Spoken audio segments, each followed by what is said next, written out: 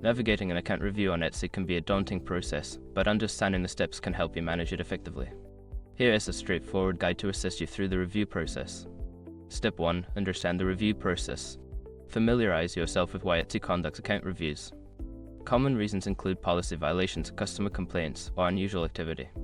Knowing the reasons can help you prepare your case. Step 2. Gather necessary information. Collect all relevant information related to your account, including sales history, customer communications, and any previous correspondence with Etsy. This documentation will be crucial in addressing any concerns raised during the review. Step 3. Review Etsy policies. Thoroughly read Etsy seller policies and guidelines. Ensure that your shop complies with all rules regarding listings, shipping, and customer service. This knowledge will help you identify any potential issues that may have triggered the review. Step 4. Respond promptly. If Etsy contacts you regarding the review, respond as quickly as possible. Provide clear and concise information to address the concerns. Being proactive and cooperative can positively influence the outcome of the review. Step 5. Follow up. After your initial response, keep an eye on your email for any further communication from Etsy.